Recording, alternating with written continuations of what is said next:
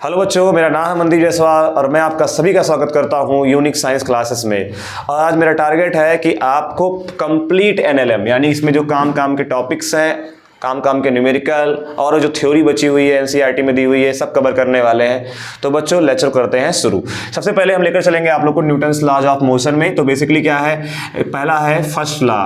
First law में statement wise बात करें तो यदि किसी बॉडी पर लगने वाला नेट एक्सटर्नल फोर्स अगर जीरो है तो बॉडी अपने स्टेट ऑफ मोशन को बनाए रखती है। मतलब सर इसका क्या कहने का मतलब है, यानी नेट एक्सटर्नल फोर्स अगर इसकी वैल्यू जीरो है तो बॉडी अपने स्टेट ऑफ मोशन को मेंटेन रखती है। स्टेट ऑफ मोशन को मेंटेन रखती है। इसका क्या मतलब है सर, मतलब अगर वो यूनिफॉर्म वेलोसिटी से जा रही है तो यूनिफॉर्म वेलोसिटी से जाती रहना चाहेगी, अगर वो रुकी हुई है तो रुकी हुई रहना चाहेगी। आपने पढ़ा होगा फर्स्ट लॉ बेसिकली।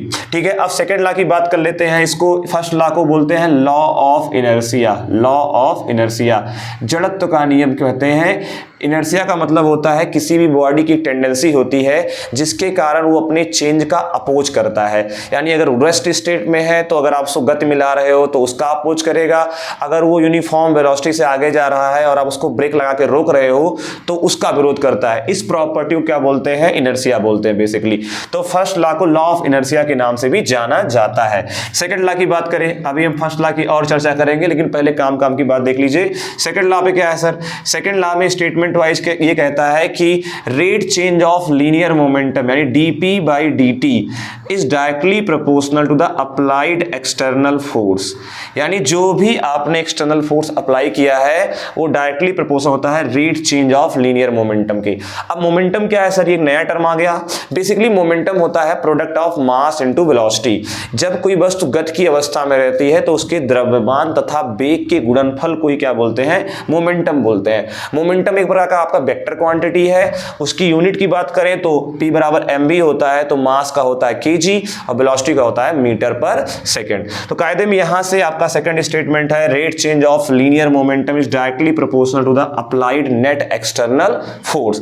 यहां से आप प्रॉपर तरीके से इसको कैलकुलेट आउट करोगे तो क्या निकल के आएगा सर, एफ नेट एक्सटर्नल जो बकायदे में आ रहा है यहां से हटाओगे तो k into DP by D T. DP का मतलब यहां पर P मोमेंटम है तो यहां पर आप लिखोगे mass into velocity vector divided by d. Mass होता है कांस्टेंट, एक्सपेरिमेंटली पाया गया कि k का मान कितना होता है, 1 होता है। तो यहां आप इसकी वैल्यू को आप 1 रख दो तो यहां से मास, चूंकि मास देखिए अगर इसको प्रॉपर तरीके से डिफरेंशिएट करोगे तो first function into second function का डिफरेंशिएशन यानी DV by D T plus second function यानी वेलोसिटी इंटू फर्स्ट फंक्शन यानी मास का डिफरेंशिएशन क्या हो जाएगा, डीएम बाई डी टी। ये आपका क्या हो गया, नेट एक्सटर्नल फोर्स हो गया। यही आपका न्यूटन का क्या है, बेसिकली सेकेंड लॉ है। न्यूटन का क्या है, सेकेंड लॉ है। अब आप कहोगे सर हम तो ये नहीं पढ़ते, हम तो कोई और पढ़ रहे थे 9th क्लास में, तो हम लोग को ये सिखाया गया था F बराबर m में, जिसको हम देसी भाषा में बोलते हैं बलमा। ठीक है। तो कायदे में अब ये सर कैसे आएगा, तो बेसिकली अगर आपका देखिए इसको लाना है तो ये क्या होता है, मॉडिफाई वर्जन ऑफ क्या है, modify version of Newton's law है। अगर आप यहां से प्रॉपर मास को कांस्टेंट लेकर चलोगे, अगर मास आपका कांस्टेंट है, बेसिकली हम लोग जो यहां पढ़ेंगे उसमें मास क्या रहने वाला है, कांस्टेंट रहने वाला है। तो अगर मास आपका कांस्टेंट है तो ये वाला टर्म यहां से उड़ जाएगा, गायब हो जाएगा। क्योंकि भाई कोई चीज अगर कांस्टेंट है तो उसका डिफरेंशिएशन क्या होता है, डिफरेंशिएशन का मतलब होता है उसमें चेंज, टाइम के साथ उसमें होने वाला चेंज, तो परिवर्तन होएगा ही नहीं। तो ये वाला टर्म है वो यहां से गायब हो जाएगा। तो क्या आएगा, जो external force, net external force आ रहा है वो इक्वल टू आ रहा है mass into dv by D t का क्या मतलब होता है, एक्सेलरेशन। तो यहां से कि भाई rate change of velocity, linear velocity क्या कहलाता है, एक्सेलरेशन। तो यहां से ये आपका फार्मूला आ गया जो आप क्लास 9th में सीखे थे।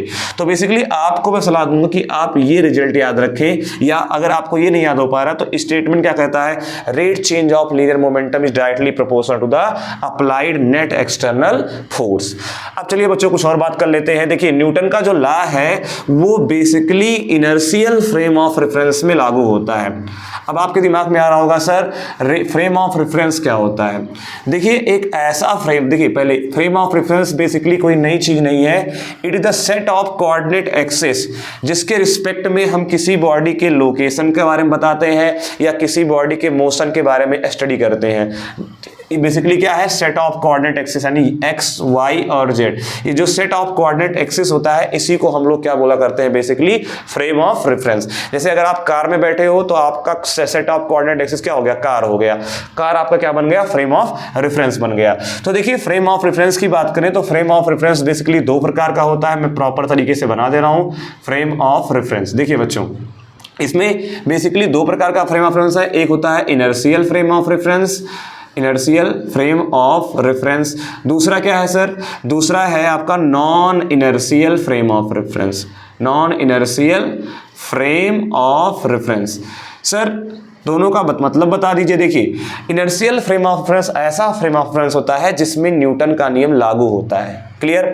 इसमें ऐसा फ्रेम ऑफ रेफरेंस जो या तो रुका हुआ हो, रेस्ट में हो, या तो कांस्टेंट वेलोसिटी से मूव कर रहा हो, कांस्टेंट वेलोसिटी से क्या कर रहा हो, मूव कर रहा हो। तो ये कौन सा फ्रेम ऑफ रेफरेंस समझ आएगा, इनर्शियल फ्रेम ऑफ रेफरेंस। और दूसरा है non inertial frame of reference, ऐसा फ्रेम ऑफ रेफरेंस जो क्या हो, एक्सीलरेटेड हो, एक्सीलरेटेड हो। ऐसे फ्रेम ऑफ रेफरेंस को बुलाया जाता है non inertial frame of reference. अब आप सोच रहे होगे सर कांस्टेंट वेलोसिटी से मूव करना या रेस्ट में रहना, ये क्या मतलब है। जैसे अगर आप कार में बैठे हो और कार रुकी हुई हो या कार एक कांस्टेंट रफ्तार से भाग रही हो तो वहां ऐसे फ्रेम ऑफ रेफरेंस को, अब भाई कार के अंदर आपका एक कोऑर्डिनेट एक्सिस होगा एक्स वाई जेड जिसके रिस्पेक्ट में आप किसी भी बॉडी के मोशन का एनालिसिस करोगे, ठीक है। तो वो जो आपका सेट ऑफ कोऑर्डिनेट एक्सिस है वो basically inertial frame of reference है, यानी जो या तो रुका हुआ या तो कांस्टेंट वेलोसिटी से मूव कर रहा हो। दूसरी बात नॉन इनर्शियल रेफरेंस क्या होता है, ऐसा फ्रेम ऑफ रेफरेंस जो एक्सीलरेटेड हो, ठीक है। यानी अगर आपका कार एक्सीलरेटेड हो जाए तो आप कार के अंदर बैठे हो तो आप भी एक्सीलरेटेड हो जाओगे, तो ऐसा फ्रेम ऑफ रेफरेंस क्या कहता है, non inertial frame of reference कहलाता है। तो बेसिकली जो न्यूटन लॉ है, न्यूटन लॉ जो है, न्यूटन्स लॉ जो है वो बेसिकली वैलिड कहां है, वो वैलिड है आपका only inertial frame of reference में, इनर्शियल फ्रेम ऑफ रेफरेंस में ही वैलिड है। यानी ऐसा फ्रेम ऑफ रेफरेंस जो रुका हुआ हो या कांस्टेंट वेलोसिटी से मूव कर रहा हो। तो सर अगर वैलिड नहीं है तो क्या न्यूटन का नियम गलत हो रहा है। हाँ, अगर आप non inertial frame of reference में बैठ करके चीजों को ऑब्जर्व करते हो और सब कुछ कैलकुलेशन करके निकालते हो या बराबर एम में लगाते हो या कुछ भी कर रहे हो, न्यूटन के नियम लगा रहे हो, तो प्रॉपर रिजल्ट आपका गलत आता है। तो हम क्या करते हैं, वहां पर भी मैं आगे बताऊंगा, वहां पर एक टर्म आता है सूडो फोर्स, वहां पर हम सूडो फोर्स लगा दिया करते हैं, अभी हम आ रहे हैं उस पे। तो इसमें क्या होता है, न्यूटन लॉ वैलिड केवल किस में होता है, इनर्शियल फ्रेम ऑफ रेफरेंस में होता है, ठीक है सर। चलिए अब आते हैं सीधे मुद्दे पर आते हैं। तो फ्रेम ऑफ रेफरेंस का मतलब बेसिकली क्या है, ए सेट ऑफ कोऑर्डिनेट एक्सिस जिसके अबाउट क्या करते हैं, जिसके अबाउट मोशन का एनालिसिस करते हैं, मोशन का या पोजीशन का, किसी भी बॉडी के पोजीशन लोकेशन का एनालिसिस करते हैं, बताते हैं, वो क्या है आपका बेसिकली आपका एक फ्रेम ऑफ रेफरेंस होता है। अब आपके दिमाग में आ रहा होगा सर न्यूटन का नियम लागू कहाँ नहीं होता, तो आ जाओ भाई जल्दी समझ लेते हैं इसको रफ्तार से। देखिए न्यूटन का नियम लागू नहीं होता non inertial frame of reference पे, और अगर आपको इसको प्रॉपर तरीके से समझना है तो मैं एक डायग्राम बना के दिखा दे रहा हूँ। देखिए मान लेते हैं आप किसी कार में बैठे हो, बकायदे एक कोई कार है, इसका कार का पहिया है, ठीक है, कायदे में ये कार आपका जो है ए एक्सेलरेशन से एक्सेलरेटेड है, यानी आगे जा रही है। अब ध्यान से, इसके छत पर एक लगा हुआ है पेंडुलम, ठीक है, पेंडुलम लगा हुआ है। तो और आप इसके अंदर बैठे थे, क्या बैठे थे, इसके अंदर आप बैठे थे। तो जब ये कार एक्सेलरेट हुई आगे की तरफ, जब ये आगे गई तो आप क्या देखने को पाते हो, आगे आगे जा रही है ये कार, ठीक है। तो आप देखने को पाते हो कि यार ये पेंडुलम सीधा लटका ना होने के बजाय, ऐसे लटका ना होने के बजाय थोड़ा सा टिल्टेड हो गया, यानी कुछ इस तरीके से इसका डायग्राम कुछ इस टाइप का बन रहा है, यानी कि ये कुछ इस तरीके से टिल्ट हो गया। अब यार मैं अब ये नहीं सोचना कि सर इसके अंदर हवा था, हवा की वजह से हुआ, हम ये मान के चल रहे हैं, सिचुएशन मान के चल रहे हैं कि अंदर वैक्यूम है, हालांकि हम जीवित नहीं रह पाएंगे, लेकिन ऐसा देखा गया कि जब अगर अंदर अगर ये पूरा कार एक्सेलरेट हो रहा था तो देखा गया कि ये जो पेंडुलम है बकायदा ऐसे लटका रहना चाहिए था, वो जा करके ऐसे ठहरा हुआ है। अब यार यहाँ पर न्यूटन का नियम कैसे लगाएंगे, प्रॉब्लम फंस गई। यहाँ मान लेते अगर यहाँ लगाना होता तो अगर ये ऐसा होता तो हम बता देते भैया कि mg नीचे लग रहा है और टेंशन ऊपर लग रहा है, और टेंशन ने mg को मार दिया, दोनों ने बैलेंस एक दूसरे को बैलेंस आउट कर दे रहे हैं, जिसकी वजह से ये रुका हुआ है पेंडुलम। लेकिन यार यहाँ पर तो मुद्दा फंस गया। तो यहाँ पर बताया गया कि भैया अगर आप एक कार में बैठे हो तो बैठने से पहले किराया देना पड़ता है। मतलब यहाँ पर आपको न्यूटन का नियम अगर सही सही लगाना है, न्यूटन के नियम को सही सही बताना है, सही साबित करना है, तो एक पीछे की तरफ क्या लगाना पड़ेगा भाई, एक पीछे की तरफ सूडो फोर्स लगाना पड़ता है। इसको बोलते हैं छद्म बल। उसकी वैल्यू होती है इस बॉब का मास यानी m into acceleration of non inertial frame of reference. मतलब जो ये ट्रैक्टर है नहीं, जो ये आपका कार है, इसको non inertial frame of reference बोल रहे हैं क्योंकि एक्सिलरेटेड है ना भाई। तो यानी कि mass into acceleration of non inertial frame of reference.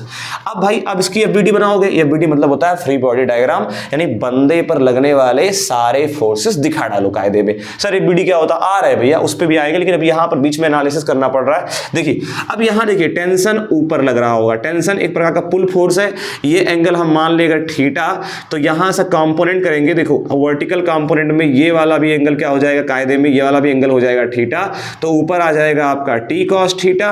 देखिए अगर इसको रिजॉल्व करोगे तो ये टेंशन है, तो टेंशन का कंपोनेंट करोगे तो टी कॉस थीटा ऊपर की तरफ, और सामने की तरफ क्या आएगा, ये वाला जो कंपोनेंट आएगा कितना आएगा, वो टी साइन थीटा आएगा।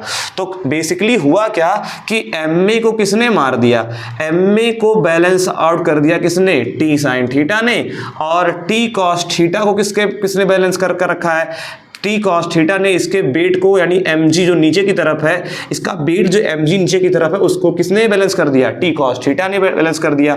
इसी वजह से ना तो ये आगे जा रहा है, ना पीछे जा रहा है, ना ऊपर जा रहा है, ना नीचे जा रहा है। समझ में आया। तो इस तरीके से जब यहाँ पर हमने कार पे बैठने से पहले कार पे किराया दे दिया, किराए का मतलब होता है बेसिकली हमारा वर्ड है, मेरा शब्द है, किराया देने का मतलब होता है कि आपने एक सूडो फोर्स लगा दिया यानी पीछे की तरफ, जो वास्तव में लग नहीं रहा है, लेकिन न्यूटन के नियम को सही साबित करने के लिए हमारी मजबूरी है कि हमें पीछे की तरफ लगाना पड़ता है। ठीक है, देखिए दोबारा समझ लीजिए, हमने थोड़ा सा इसको जूम करके मैं आपको समझा दे रहा हूं। देखिए इसका ये बॉब है, इसका मास mg था। पहले तो कायदे में जब ये एक्सेलरेटेड नहीं था तो टेंशन ने इसको बैलेंस कर रखा था, ये छत है, टेंशन ने इसको बैलेंस कर रखा था। लेकिन जब ये आगे एक्सेलरेट हुआ तो देखा गया यार कि भैया ये यहां पर रुका हुआ है, मस्ती कर रहा है, और ना तो इधर उधर नहीं हो रहा है, इस पर रुका हुआ है बकायदे। तो पता चला यार कि इसको ये तभी हो सकता है कि यहाँ पर एक फोर्स लग रहा होगा पीछे की तरफ एमए, और ये एंगल अगर हम मान ले थीटा तो ये वाला भी एंगल होगा थीटा, ये टेंशन टी, धागे में टेंशन टी। तो इसको रिजॉल्व करोगे तो ये वाला कंपोनेंट आएगा वर्टिकल टी कॉस थीटा आएगा, हॉरिजॉन्टल कंपोनेंट आएगा टी साइन थीटा, और इसका वेट लगता है हमेशा नीचे की तरफ mg। इस mg ने इसको मार दिया, इस ma ने टी साइन थीटा को मार दिया, इसने ना तो ये ऊपर जा रहा है ना तो पीछे, सामने जा रहा है तो पीछे जा रहा है। समझ में आया, आगे पीछे नहीं जा रहा है, वहां रुका हुआ है। तो बेसिकली अब आप समझ गए हो कि न्यूटन का नियम लागू कहाँ नहीं होता। ऐसे लिफ्ट वाला भी क्वेश्चन हम लोग करेंगे आगे चल करके। लिफ्ट में भी यही होता है, अगर लिफ्ट एक्सेलरेटेड हो और लिफ्ट के अंदर आप बैठ जाओ और पूरी एनालिसिस करो तो आप सही से आंसर नहीं दे पाओगे, तो वहां पर भी सूडो फोर्स लगाना पड़ता है बेसिकली। तो चलिए ये हो गया न्यूटन का सेकंड लॉ। अब हम लोग चलते हैं, यानी न्यूटन का सेकंड लॉ जो लागू होता है वो केवल इनर्शियल फ्रेम ऑफ रेफरेंस में लागू होता है। अगर आप चाहते हो कि न्यूटन का नियम हर फ्रेम ऑफ रेफरेंस में लागू हो यानी नॉन इनर्शियल में लागू हो, तो आपको लगाना पड़ता है एक सूडो फोर्स। समझ में आया। चलिए भाई अगला नेक्स्ट है हम लोग जा रहे हैं थर्ड लॉ पे। थर्ड लॉ पे चलते हैं भाई, थर्ड लॉ पे। तो थर्ड लॉ क्या है, इसको बोलते हैं एक्शन रिएक्शन वाला लॉ, एक्शन रिएक्शन वाला लॉ। ठीक है, इसकी बात कर लेते हैं। एक्शन रिएक्शन वाला लॉ क्या है भाई, इसमें क्या होता है, एक बॉडी, अगर ये दो बॉडी है, body number 1 body number 2, body number 1 body number 2, अगर ये दोनों टकरा रहे हैं तो जाहिर सी बात टकराने के बाद क्या होगा, ये टकरा रहे होंगे तो ये वाला इसको नॉर्मल फोर्स लगाएगा, कहेगा भाग यहाँ से, और ये वाला इसको नॉर्मल फोर्स लगाएगा, कहेगा भाग यहाँ से। दोनों फोर्स लगा रहे हैं एक दूसरे पर, लगा रहे हैं ना भाई। तो इसमें ये कहता है कि जितना फोर्स किस पे लग रहा है, 1 वाले पर, किसकी वजह से, 2 वाले की वजह से, is equal to force on 2 due to 1। मतलब दूसरे वाले की वजह से पहले वाले पर लगने वाला जो फोर्स होगा, force on 1 due to 2 is equal to force on 2 due to 1। यानी एक बंदा दूसरे बंदे पर जितना फोर्स लगा रहा है उतना ही फोर्स विपरीत दिशा में दूसरा वाला बंदा पहले वाले बंदे पे लगा रहा है। अगर इसको वेक्टर फॉर्म में लिखें तो यहां पर हमें लगाना पड़ता है माइनस का साइन। देखिए एक्शन रिएक्शन ये क्या है, हमेशा इसको कुछ काम की बात सुन लीजिए। देखिए एक्शन रिएक्शन वाला लॉ है, इसमें क्या है, ये हमेशा ऑलवेज इक्वल इन मैग्नीट्यूड। देखिए always equal in magnitude, opposite in direction, और क्या होता है, एक्ट्स ऑन डिफरेंट बॉडी, मतलब दो अलग अलग बॉडी पे काम करेगा एक्शन रिएक्शन वाला फोर्स, हमेशा इक्वल इन मैग्नीट्यूड। एक बंदा जितना फोर्स दूसरे बंदे पर लगाएगा दूसरा बंदा भी पहले वाले बंदे पर उतना ही बल लगाता है विपरीत दिशा में। समझ में आया? हमेशा यहाँ पर दो different acts on different body, मतलब इस पे लगेगा और इस पे लगेगा, इस पे ये वाला बंदा लगाएगा और इस पे ये वाला बंदा लगाएगा। क्लियर? अच्छा, ये फोर्स साइमल्टेनियसली लगता है, साइमल्टेनियसली मतलब तुरंत लगेगा। ऐसा नहीं कि यार ये वाला बंदा इस पे फोर्स लगा दिया, अब ये वाला बंदा जो है 2-4 महीने के बाद इसको याद आया कि इसने मुझे थप्पड़ मारा था तो ये दोबारा फोर्स लगाएगा, ऐसा नहीं है। बेसिकली उसी क्षण लगाता है। अगर ए ने बी वाले पर एक्शन लगाया तो बी वाला भी ए वाले पर रिएक्शन फोर्स लगा देता है। इसलिए बेसिकली इसका क्या नाम है, इसको बोलते हैं एक्शन रिएक्शन लॉ, यानी क्रिया प्रतिक्रिया का नियम। तो ये है न्यूटन का थर्ड लॉ। क्लियर? चलिए थोड़ा सा बात कर लेते हैं, बीच में एक टर्म आया था, मोमेंटम का टर्म आया था, तो चलिए हम थोड़ा आपको डिफाइन कर देते हैं प्रॉपर तरीके से। मोमेंटम क्या होता है, किसी भी वस्तु के, किसी भी बॉडी के गति की अवस्था में जब वो मोशन स्टेट में हो तो उस दौरान क्या होता है, एक टर्म डिफाइन होता है मोमेंटम का। मैं यहाँ प्रॉपर हेडिंग बना दे रहा हूं, मोमेंटम। देखिए बच्चों, एक हेडिंग बनाते हैं मोमेंटम। देखिए मोमेंटम, देखिए किसी भी वस्तु के गति की अवस्था में मास और उसके वेलोसिटी का जो प्रोडक्ट होता है उसे क्या बोलते हैं, मोमेंटम बोलते हैं। ये एक बकायदे वेक्टर क्वांटिटी है। इसके पास भाई क्या होता है, वेक्टर क्या होता है, जिसके पास डायरेक्शन भी हो और मैग्नीट्यूड भी हो। क्लियर? देखिए मोमेंटम का डायरेक्शन जो होता है वो किसकी दिशा में रहेगा, वो जिस डायरेक्शन में आपकी क्या रहेगी, रफ्तार रहेगी, रफ्तार की जो भी दिशा रहेगी वही किसकी दिशा होगी, मोमेंटम की होगी। अब आपको मैं 2-3 क्वेश्चन पूछ रहा हूं, इसका फटाफट जवाब दे दीजिए। ये 2 kg का मास है, ये मान लेते हैं 2 मीटर पर सेकंड से ऊपर की तरफ जा रहा है। इस वाले एक्सिस को हम मान ले रहे हैं प्रॉपर तरीके से, इस वाले एक्सिस को y मान ले रहे हैं और इस सामने वाले एक्सिस को मान ले रहे हैं x एक्सिस। तो चलिए ये वाला एक पार्टिकल है 2 kg का जो कि ऊपर जा रहा है 2 मीटर पर सेकंड से। एक दूसरा पार्टिकल वही है सेम मास का 2 kg का जो कि सामने जा रहा है कितने, 2 मीटर पर सेकंड से जा रहा है। ठीक है? अब आपको बताना है क्या momentum of body number 1 body number 2, क्या momentum of body number 1 is equal to body number 2 है? आप बताइए, जवाब दीजिए, कमेंट सेक्शन में जवाब दीजिए, क्या ये सही है, क्या ये दोनों बराबर होंगे?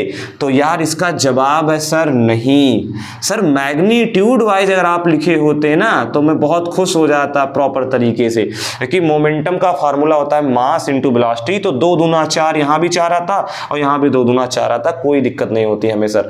लेकिन प्रॉब्लम कहां क्रिएट होगी भैया, क्योंकि मोमेंटम एक वेक्टर क्वांटिटी है, तो डायरेक्शन तो बताओ भाई। तो डायरेक्शन की अगर प्रॉपर डायरेक्शन के साथ लिखेंगे तो P1 का वैल्यू जो आएगा वो देखिए 2 दूना 4 और किस एक्सिस की तरफ है, y एक्सिस की तरफ। तो y एक्सिस के डायरेक्शन को शो करने के लिए हम लोग j कैप लगाते हैं, x एक्सिस के डायरेक्शन को शो करने के लिए हम लोग i कैप लगाते हैं। तो यहां पर लगाएंगे 2 दूना 4 कितना, 4j कैप। ठीक है सर, हमें कोई दिक्कत नहीं है, मजा आ रहा है सर। अगला मोमेंटम P2 की बात करें तो इसमें मोमेंटम क्या आएगा, इसकी मास इंटू वेलोसिटी जब करोगे तो 2 दूना 4, यहां 4 आएगा, लेकिन इसका मोमेंटम किस डायरेक्शन में है, x डायरेक्शन में है। तो x डायरेक्शन में हम लगा देंगे यूनिट वेक्टर i कैप। तो क्या ये दोनों वेक्टरली बराबर है? नहीं बराबर है सर, एक वेक्टर क्वांटिटी है, मैग्नीट्यूड वाइज इक्वल है, this is not equal to each other. बोलो क्लियर? तो ये हो गया मोमेंटम की कहानी। इसकी यूनिट की बात कर लेते हैं जल्दी से।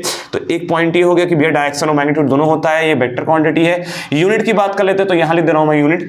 इसकी यूनिट होती है केजी मीटर पर सेकेंड।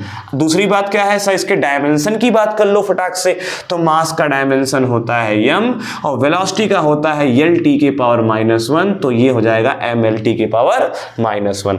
तो बकायदे हम लोग यहां से निपट चुके हैं, ये हमारा हो गया मोमेंटम, एक छोटा सा क्वेश्चन, ठीक है। चलो भाई, तो अब यहां पर आपको first law, second law, third law मैंने सिखा दिया। फर्स्ट लॉ है जिसको बोलते हैं कि लॉ ऑफ इनर्शिया, यानी बॉडी अपने स्टेट ऑफ मोशन या रेस्ट को तब तक बनाए रखती है जब तक उस पर आपने कोई एक्सटर्नल फोर्स नहीं लगाया है। दूसरा लॉ है बल्मा वाला या बराबर m में, हालांकि आप लोग 9th में पढ़ते हो, लेकिन बेसिकली आपको बोलना चाहिए स्टेटमेंट वाइज कि रेखीय संवेग परिवर्तन की दर लगाए गए बाह्य बल के बराबर होती है, यानी rate change of linear momentum is directly proportional to the applied net external force. ये जो F बराबर ma वाला फार्मूला है, ये लागू कहां होता है, केवल और केवल इनर्शियल फ्रेम ऑफ रेफरेंस पे न्यूटन का लॉ लागू होता है।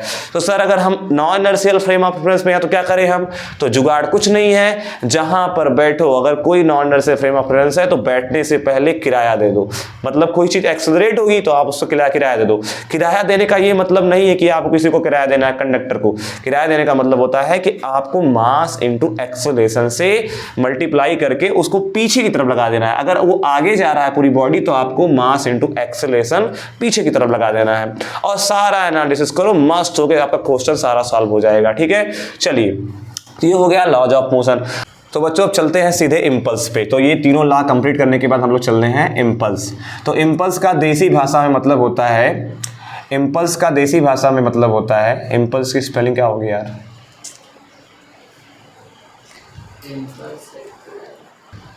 तो बच्चों इम्पल्स की चर्चा कर लेते हैं। इम्पल्स का मतलब होता है आवेग, और इसको हम लोग देसी भाषा में बोलते हैं थप्पड़, झापड़ बोला जाता है।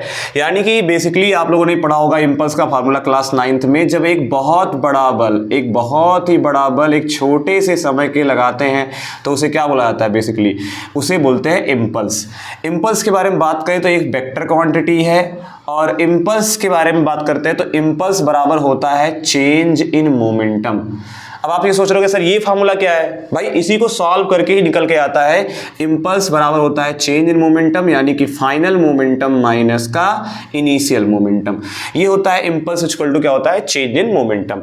यूनिट की बात करें तो न्यूटन सेकंड लिख सकते हो, या जो मोमेंटम का यूनिट होगा, क्योंकि भाई impulse equal to change in momentum होता है, तो जो मोमेंटम का यूनिट होगा वही बेसिकली किसका होगा, आपका इम्पल्स का होगा। तो चलो एक छोटा सा क्वेश्चन करते हैं मस्त होकर के, और निकालते हैं इम्पल्स कैलकुलेट करते हैं। तो यहां पर 2 kg मास का एक बॉडी है या ब्लॉक है जो 2 मीटर पर सेकंड से आगे भाग रहा है, और अब मैंने क्या कर दिया, इस पर एक एक्सटर्नल फोर्स कितना लगा दिया, 4 न्यूटन का आगे की तरफ लगा दिया। तो अब क्या होगा, और कितने समय के लगाया सर, 2 सेकंड के लगा दिया। तो आओ भाई कैलकुलेशन करते हैं। तो यहां से हमें क्या चाहिए, हम चाहते हैं, चलो हमें बताओ इम्पल्स।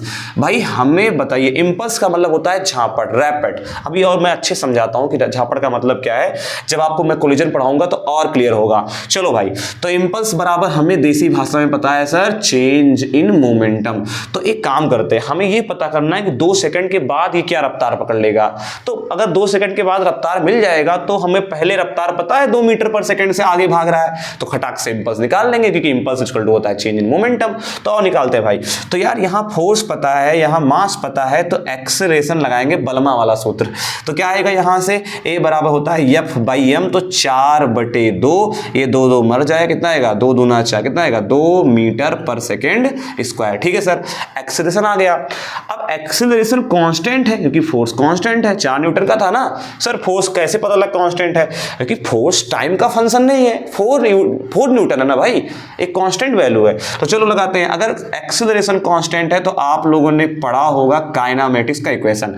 देखिए बच्चों, मैं बताना चाहूंगा, अभी जो हम फिजिक्स स्टार्ट कर रहे हैं वो बेसिकली डायनामिक्स है।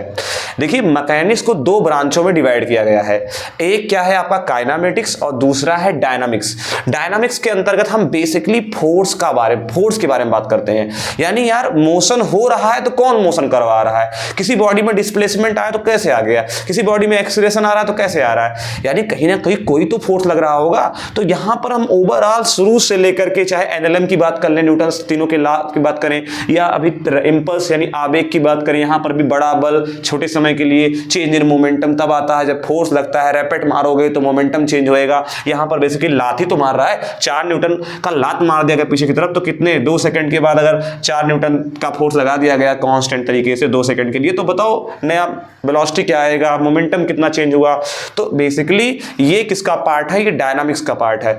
और काइनेमेटिक्स क्या होता है, मैकेनिक्स का ऐसा ब्रांच जिसके अंतर्गत बेसिकली मोशन का अध्ययन करते हैं बिना कारण जाने। हमें कारण की आवश्यकता नहीं है वहां पर। हमने कभी नहीं चर्चा किया था काइनेमेटिक्स में कि ये बताओ एक्सेलरेशन आया तो क्या कारण क्या है, वेलोसिटी आया तो कारण क्या है, डिस्प्लेसमेंट आया तो कारण क्या है। बोलो क्लियर। चलो भाई निकलते हैं यहां से। तो एक क्वेश्चन कर लेते हैं खटाक से। तो सर अगर एक्सेलरेशन कांस्टेंट है तो काइनेमेटिक्स लगाएंगे, तो मैं लगा देता हूं v बराबर u प्लस at। खटाखट लगा डालो भाई। v निकालना है, इनिशियल भाई रफ्तार कितनी है, कहां गया बे, इनिशियल कहां है 2 मीटर पर सेकंड, तो 2 चिपका दो। a कितना है 2 मीटर पर सेकंड, टाइम कितना है 2 सेकंड के लिए, तो 2 दूना 4 2 6 मीटर पर सेकंड। तो आप मुझे बताइए क्या आप लोग डेल्टा पी नहीं निकाल पाओगे, क्या आप लोग चेंज इन मोमेंटम नहीं निकाल पाओगे। भाई क्या होता है mv2 माइनस v1, तो ये बेसिकली v2 है और ये बेसिकली क्या है आपका v1 है। तो यहां से मास है 2 किलो और v2 कितना है, v2 6 माइनस v1 कितना है 2, तो यहां से आपका आएगा 4, तो कितना आएगा 4 kg। देखिए यहाँ 4 दूना 8 kg मीटर पर सेकेंड। तो ये प्रॉपर तरीके से आप लोग इसको कैलकुलेट आउट कर सकते हो कि आपको फाइनल रफ्तार मिल जाए तो आप इंपल्स निकाल सकते हो। अब आप ये सोच रहे होगे सर ये बताओ, ये फार्मूले पर तो हम समझ गए, क्वेश्चन इस तरह से आता है कि इंपल्स इक्वल टू होता है चेंज इन मोमेंटम।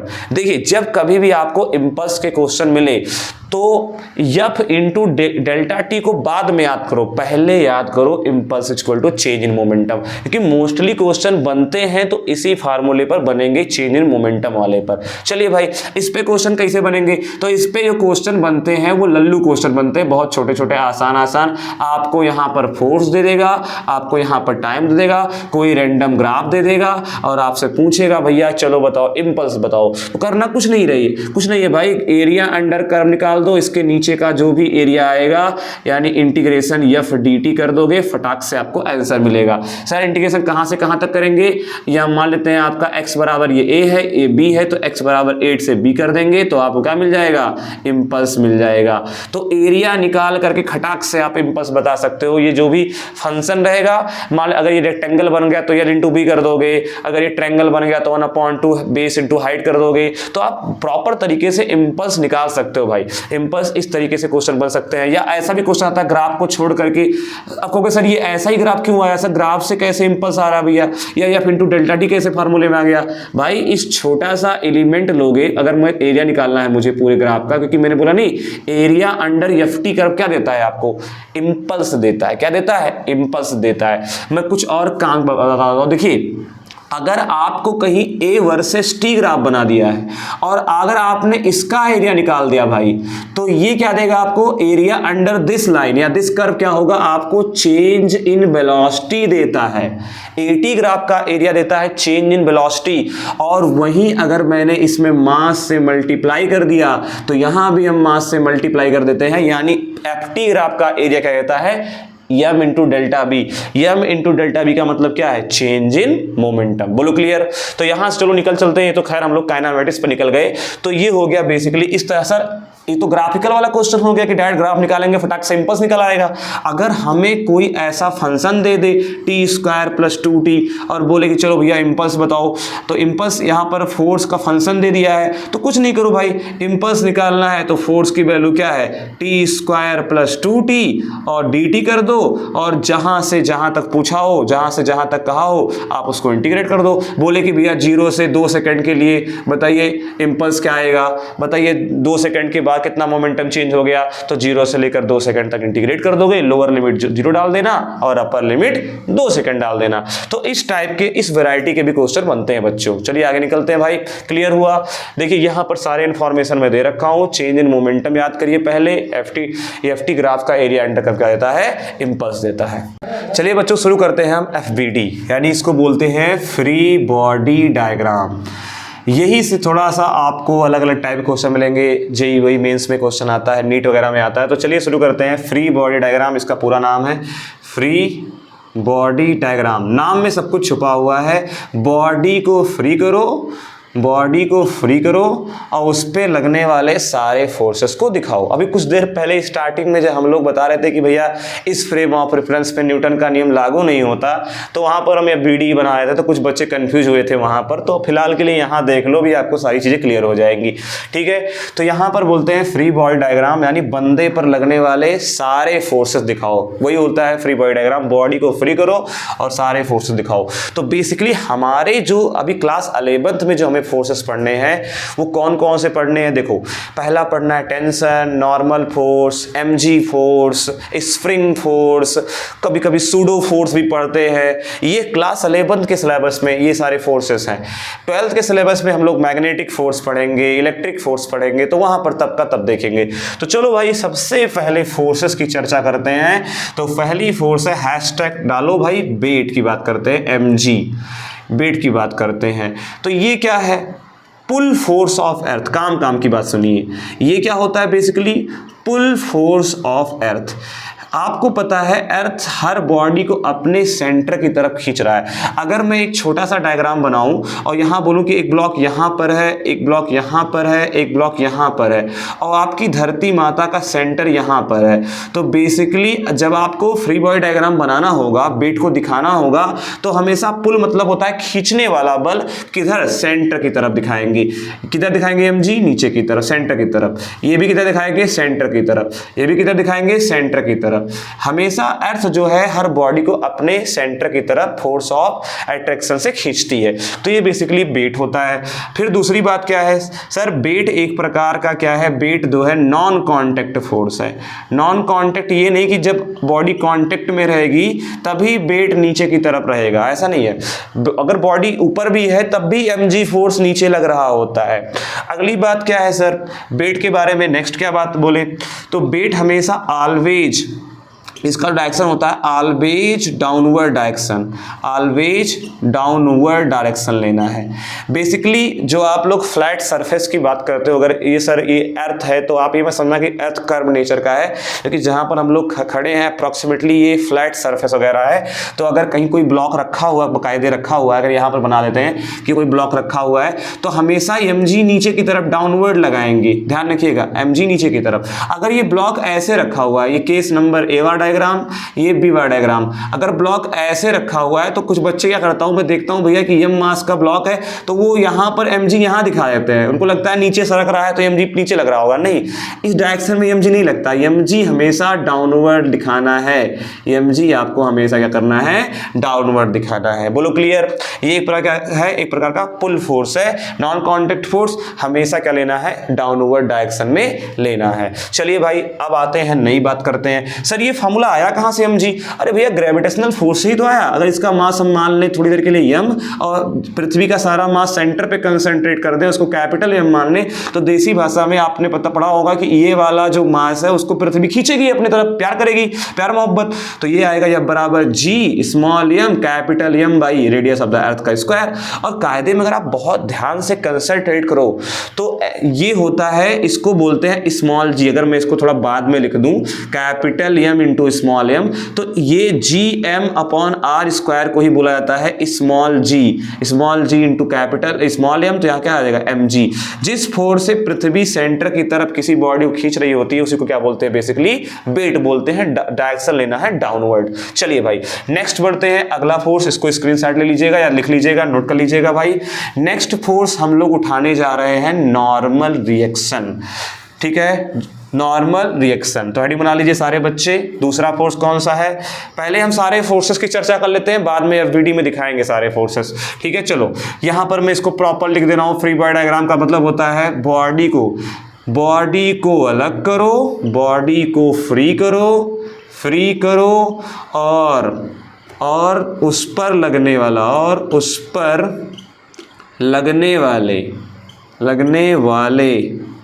सारे फोर्सेस को दिखाओ, सारे फोर्सेस को डायग्राम में दिखाओ, डायग्राम में शो करो, सारे फोर्सेस को डायग्राम में शो करो। जिस डायग्राम में सारे फोर्सेस को आप शो करते हो उसी को बोलते हैं फ्री बॉडी डायग्राम। बॉडी को फ्री करो और उस पर लगने वाले सारे फोर्सेस को दिखाओ। चलो भाई नेक्स्ट आते हैं तो भाई चलिए फटाक से नॉर्मल रिएक्शन।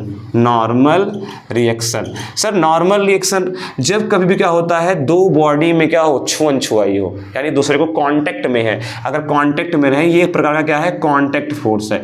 तो जब कभी भी दो वस्तुएं एक दूसरे के कांटेक्ट में होती हैं तो वहां पर लगता है नॉर्मल कांटेक्ट फोर्स।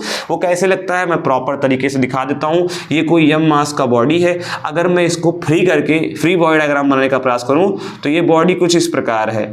इसको मैं फ्री करके दिखा दे रहा हूं, ये जमीन है, ठीक है। हालांकि ये हवा में नहीं है, मैं फ्री बॉडी डायग्राम बना रहा हूं। ऐसा नहीं कि सर जी हवा में चला गया, बस दिखाने के लिए कौन कौन से फोर्स लग रहे हैं ससुरे पर। तो देखो एक यहां से लगेगा, क्या लगेगा, mg डाउनवर्ड। और देखो जमीन छुअन छुआई, जमीन के साथ ये छुअन छुआई कर रहा है ना, तो जमीन वाला लगाएगा नॉर्मल रिएक्शन। किधर लगाएगा, ऊपर की तरफ, ठीक है। हमेशा ध्यान रखिएगा normal away from the body, away नहीं टुवार्ड द बॉडी लगता है, यानी बॉडी की तरफ। और यहाँ से बॉडी की तरफ, यानी कि मैंने बेसिकली इधर लग रहा था, ऐसे नॉर्मल इधर लग रहा है, लेकिन हमने उस वेक्टर को ऊपर शिफ्ट कर दिया, ठीक है। तो उससे आप ज़्यादा परेशान ना होइएगा। अब देखिए अगर एक्शन है, मतलब इसने इस पर एक्शन लगाया, समझिए ध्यान से, इस जमीन धरती माता ने इस पर एक्शन लगाया तो रिएक्शन कहाँ होएगा, जमीन पे होगा n। तो उसको हमें दिखाना नहीं है, हमें वीडियो में दिखाएंगे नहीं, क्योंकि हम एनालिसिस कर रहे हैं, इस बॉडी के बारे में एनालिसिस कर रहे हैं, तो हमें धरती से कोई विशेष मतलब नहीं है। तो आप इसको हटा सकते हैं, हमें बेसिकली बॉडी में मतलब है। तो बॉडी पे कौन कौन से फोर्स लग रहे थे, n और mg। और ये बॉडी कहीं ऊपर नीचे जा नहीं रही है, इसका मतलब n बराबर क्या होता है, mg। और रियल लाइफ में यही एग्जाम्पल तो है, अभी मैं यहाँ पर खड़ा हो पा रहा हूँ, तो कहीं ना कहीं नॉर्मल रिएक्शन mg के बराबर है, तभी तो मैं यहाँ स्टेबलाइज हूँ। नहीं तो मैं ऊपर जा सकता था या फिर आगे जा सकता था, यानी मेरे पर लगने वाला ऊपर वाला फोर्स बराबर नीचे वाला फोर्स है। तो नॉर्मल रिएक्शन एक प्रकार का क्या होता है, कांटेक्ट फोर्स होता है। ये चीजें लिख लिए, इसको मैं मिटा दे रहा हूँ प्रॉपर तरीके से। देखिए नॉर्मल फोर्स क्या है, देखिए नॉर्मल रिएक्शन एक प्रकार का कांटेक्ट फोर्स है। दूसरी चीज सर क्या है, और क्या काम की बात है, और दूसरी काम की बात है, ये पुश फोर्स है। पुश फोर्स का मतलब दूर ले जाने वाला, मतलब अभी आपने डायग्राम ये बना रखा था, तो अभी जब नॉर्मल मैंने दिखाया तो नॉर्मल इसमें अबे दिखाया, धरती माता पर भी अबे दिखाया। एक्शन अगर ऊपर की तरफ है तो रिएक्शन भी तो होगा। हमने बताया था action reaction acts on different body equal in magnitude opposite in direction. तो मैग्नीट्यूड में अगर धरती माता ने इस पर नॉर्मल रिएक्शन ऊपर की तरफ लगाया तो जाहिर सी बात है ये ब्लॉक भी धरती मां पर एन लगा रहा होगा। तो समझ में आया। तो ये क्या है, यहां पर नॉर्मल रिएक्शन, ये पुल है, क्या है, कैसा फोर्स है, पुश फोर्स है। पुश का मतलब होता है दूर ले जाने वाला है, ये दूर ले जा रहा है, ठीक है। ये कैसा फोर्स है, खींच नहीं रहा है, अगर खींचने वाला होता तो ऐसे आता, खींचता है दूसरे को, ये पुल फोर्स है, ठीक है, क्लियर। तो अगला नेक्स्ट, तो इसको बोलते हैं नॉर्मल रिएक्शन। कहीं एक डायग्राम और बना के दिखाता हूं कि आप उसको ड्रा करिए, अपना रफ निकालिए, उसमें ड्रा करिए, देखिए आप सही ड्रा कर पाते हैं कि नहीं प्रॉपर तरीके से। मैं यहाँ इस पर बना देता हूँ। देखो एक ब्लॉक ये है, इससे थोड़ा सा बड़ा ब्लॉक है, एक ब्लॉक और बगल में रखा हुआ है, ठीक है, और ये ऐसे जमीन पे रखा हुआ है, ध्यान समझिएगा सारे बच्चे। तो अभी इस पे मैं बोलूँ, चलो भैया इस पे सारे नॉर्मल रिएक्शन दिखाओ, इसका मास स्मॉल एम, इसका मास कैपिटल एम। तो ये बताइए कहाँ पर छुअन छुआई कर रहा है, ये जमीन है, ये जमीन है, तो छुअन छुआई कहाँ पर हो रहा है, एक तो ये ब्लॉक इस जमीन के साथ कॉन्टेक्ट में है, तो इस पर लगेगा नॉर्मल रिएक्शन, उसका नाम देता हूँ N1, ठीक है। अच्छा धरती पे लगेगा, धरती का नहीं दिखा रहा हूँ, इस पर भी क्या लगेगा, इस पे इस कैपिटल एम वाले मास पे भी धरती माता क्या लगाएगी, नॉर्मल रिएक्शन क्या लगाएगी, N2, ठीक है। दूसरी बात, यहां पर भी तो छुअन छुआई है, यहां पर छुअन छुआई था, यहां पर था, यहां पर था, तो इन दोनों का तो दिखा दिया मैंने। यहां पर छुअन छुआई है तो बकायदे ये वाला जो कि भाई कांटेक्ट में है, तो ये वाला मास इस पर इधर की तरफ लगाएगा नॉर्मल कांटेक्ट फोर्स को N डैश मान लेते हैं, और ये वाला ब्लॉक इस वाले ब्लॉक पर आगे की तरफ लगाएगा नॉर्मल कांटेक्ट फोर्स, उसको भी N डैश। क्योंकि हमेशा ध्यान रखिएगा equal in magnitude opposite in direction acts on different body. ये वाली बॉडी अगर इस पर नॉर्मल इधर लगा रही है लेफ्ट साइड में, तो ये वाली बॉडी इस वाली बॉडी पर राइट साइड में नॉर्मल कांटेक्ट फोर्स लगा रही होगी। तो इस तरीके से आप क्या कर सकते हो, नॉर्मल रिएक्शन को दिखा सकते हो। नेक्स्ट बढ़ेंगे सर। तो बच्चों तीसरा फोर्स है टेंशन। समय बचाने के लिए मैं पहले लिख दिया हूं। देखिए टेंशन में क्या क्या है, टेंशन का मतलब धागे में बेसिकली टेंशन होता है। जब क्या करते हो कि धागे को खींचते हो, तो खींचने पे क्या होता है, आप धागे का बॉन्ड स्ट्रक्चर चेंज करना चाहते हो, तो धागा कहती है भैया हम पहले ठीक थे, पहले सही थे, तो वो वापस जाना चाहती है, तो वो क्या करती है, एक फोर्स लगाती है जिसको बोलते हैं क्या, जिसको बोलते हैं टेंशन फोर्स, ठीक है। एक रिस्टोरिंग फोर्स लगा रही है, ताकि धागा चाहती है भैया हम अपना पुराना शकल सूरत प्राप्त करना चाहेंगे, तो इसीलिए वो जो फोर्स लगाती है, जैसे धागा खींच रहे हो तो धागा ऊपर की तरफ जाना चाहती है, तो वो जो फोर्स लगा रही है उसको बोलते हैं टेंशन फोर्स बकायदे। तो टेंशन फोर्स बेसिकली धागा में होता है या रस्सी में होगा। यहाँ पर जो हम टेंशन पढ़ने वाले, जिस धागे की बात करने वाले हैं, वो धागा मासलेस है और वो धागा इनएक्सटेंसिबल है, यानी धागा एक्सटेंड नहीं हो रहा है, यानी धागे का लेंथ क्या है, फिक्स है। अगली बात, tension in one string same, मतलब वन स्ट्रिंग वन टेंशन, बड़ा देसी भाषा में बड़ा बढ़िया शब्द है, वन स्ट्रिंग वन टेंशन, बड़ा मस्त तरीका है। अभी हम इस पे बात करते हैं, चर्चा करते हैं। One string one tension. अच्छा एक बात और, टेंशन आपका पुल फोर्स है। पुल मतलब पास लाने वाला बल। अभी नॉर्मल रिएक्शन क्या करता था, दूर करने वाला फोर्स था। दो बॉडी के बीच में अगर कांटेक्ट हो रहा है तो दूर करने वाला फोर्स नॉर्मल रिएक्शन फोर्स होता था। ये ससुरा पास लाने वाला फोर्स है, प्यार मोहब्बत वाला फोर्स है। मैं यहां प्रॉपर समझा दे रहा हूं। एक ब्लॉक नंबर 1, एक ब्लॉक नंबर 2, प्रॉपर तरीके समझिएगा भैया। धागे वागे से कनेक्ट कर दो, एक ब्लॉक और चिपका दो यहां पर, ठीक है। एक ब्लॉक यहां लग चिपका दो।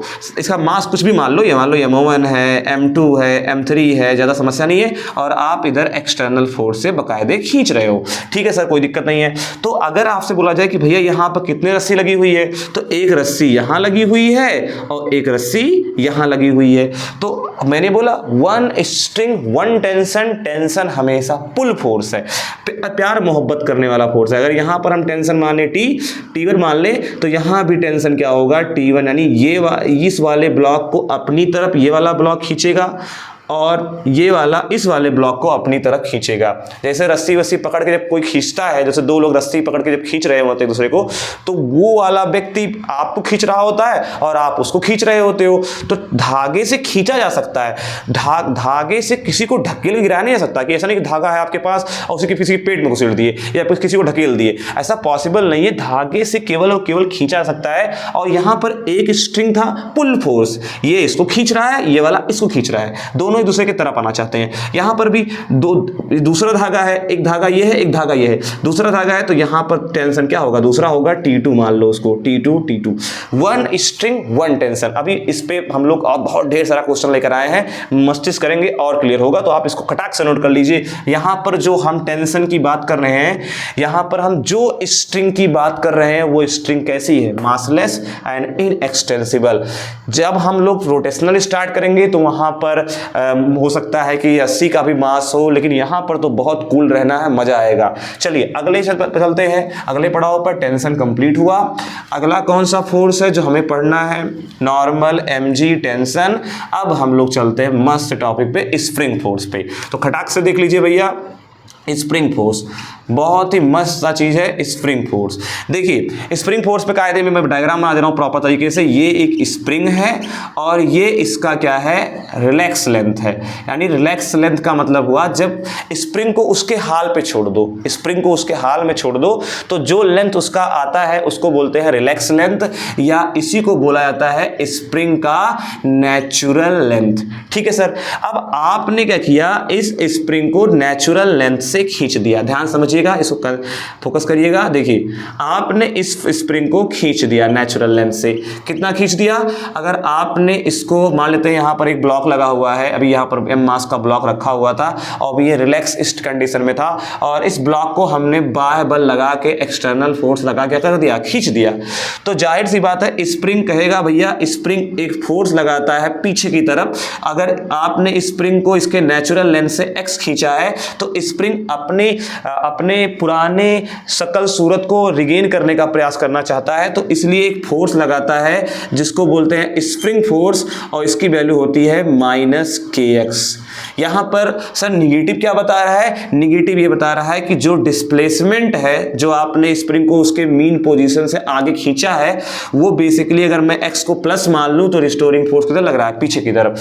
मतलब जो स्प्रिंग को उसको वापस उसके नेचुरल लेंथ पे लाने का प्रयास कर रहा है, उसका डायरेक्शन, उस वाले फोर्स का डायरेक्शन x से क्या है, विपरीत है। इसलिए यहां पे क्या लगा रहे हैं, माइनस का साइन लगा देते हैं। अगर आपने यही डायग्राम में बना देता हूं, इसी में एक डायग्राम और जोड़ देता हूं कि अगर आपने इसी स्प्रिंग को दबा दिया, कितना दबा दिया, अगर आपने इस स्प्रिंग को क्या कर दिया, एक्स लेंथ दबा दिया, ये एम मास का था, आपने इसको एक्स लेंथ दबा दिया, तो स्प्रिंग क्या करेगा भैया, अगर आप स्प्रिंग को दबाओगे तो spring toward the natural length पीछे फोर्स लगाएगा, स्प्रिंग को खींचोगे तो टुवार्ड द नेचुरल लेंथ आने के लिए वो आगे की तरफ बल लगाएगा। जैसा कि यहाँ पर अगर आप इसको खींच दे रहे हो, इसको क्या करो, दबा दे रहे हो, कंप्रेस कर रहे हो, तो स्प्रिंग पीछे जाने के लिए स्प्रिंग लगाएगा फोर्स, और उसकी भी वैल्यू क्या होगी, क्या एक्स पे डिपेंड करती है।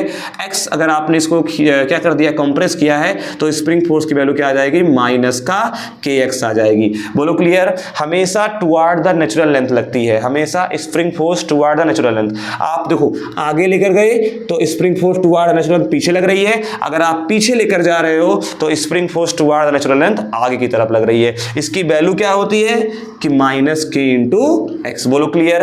एक्स क्या है, एलोंगेशन है, और ये क्या है, एक कांस्टेंट है, स्प्रिंग कांस्टेंट बोल सकते हो, या इसी को बोलते हैं स्टिफनेस कांस्टेंट। मैं लिख दे रहा हूं प्रॉपर तरीके से, इसको आप स्प्रिंग कांस्टेंट बोल दो भाई, या इसी को बोला जाता है स्टिफनेस कांस्टेंट। चलिए भाई, अब ये आपके कुछ फोर्सेस की चर्चा हो गई। अब हम लोग जो बचा है बाद में हम लोग देखेंगे सूडो फोर्स, हम क्वेश्चन के फॉर्मेट में देख लेंगे। तो बच्चों पुली की बात कर लेते हैं। पुली में क्या खास बात है, देखिए यहाँ पर जो एनएलएम में हम पुली पढ़ेंगे, पुली का मतलब चक्का, मेटेलिक चक्का होता है जो जिस पर क्या होता है, धागा वागा फिसलता है कायदे में। तो यहाँ पर जो पुली है वो मासलेस है। पहली बात तो हम मान के चलेंगे कि पुली का मास 0 है, यहाँ मैं लिख भी दे रहा हूँ प्रॉपर तरीके से, मास पुली का क्या है, 0 है। और पुली का मास 0 होने की वजह से हमेशा पुली पर जो नेट फोर्स होगा वो क्या आएगा, F बराबर m में से अगर मास 0 है तो फोर्स क्या आएगा, नेट फोर्स हमेशा पुली पर 0।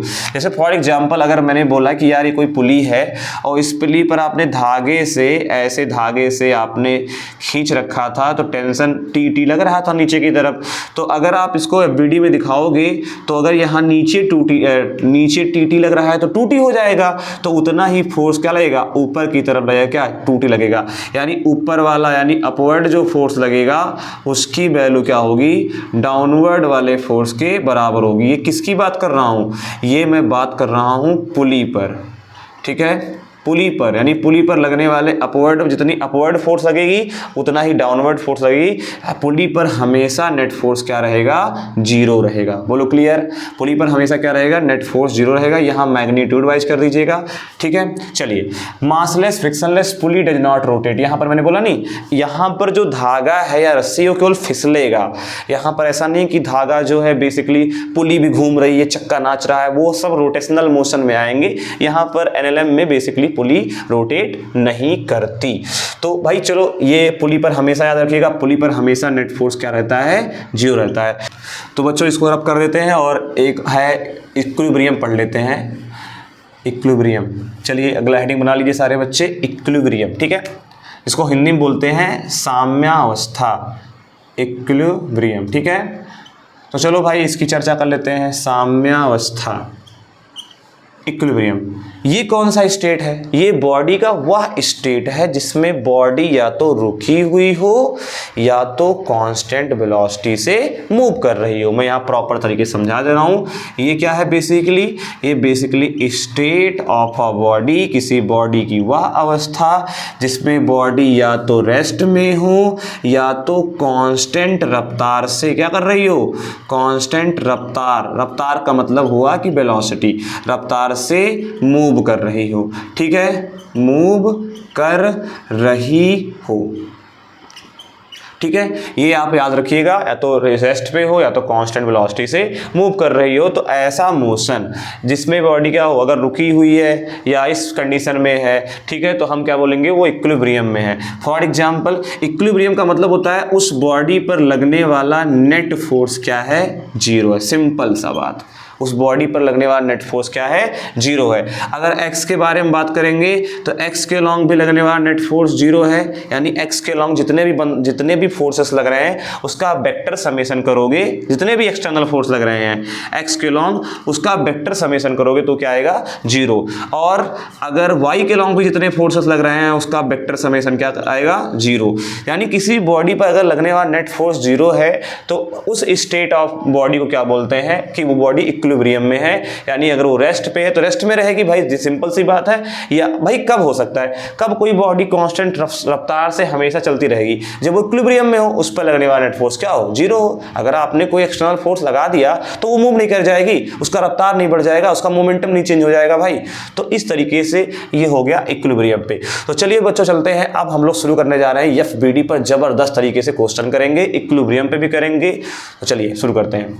चलो बच्चों अब शुरू करते हैं प्रॉब्लम बेस्ड ऑन इक्विलिब्रियम, यानी कि अभी मैंने कुछ देर पहले इक्विलिब्रियम पढ़ाया था, तो इक्विलिब्रियम पे कुछ ये डायग्राम बने हुए हैं और आप ये सब इक्विलिब्रियम में है। ये भी स्प्रिंग मास सिस्टम है, इसमें ये मास इक्विलिब्रियम में है, ये वाला मास एम मास का जिसका 8 kg मास का कोई पिंड है जो कि इक्विलिब्रियम में है। तो यहाँ पर हम लोग चर्चा करने जा रहे हैं कि यार चलो बता दो, थीटा बता दो, टेंशन बता दो, धागा है ना तो टेंशन बता दो। तो चलो खटाक से करते हैं। तो सबसे पहले काम क्या करना है, देखिए एफबीडी का क्वेश्चन लगाने के लिए सबसे पहले आप बंदे पर लगने वाले सारे फोर्सेस दिखाओ, सारे फोर्सेस को पहले दिखाओ भाई। चलो लिखाता हूं, इसका मास mg है, मैं हम दिखा दे रहा हूं, मान लेते हैं mg कर दो, ठीक है।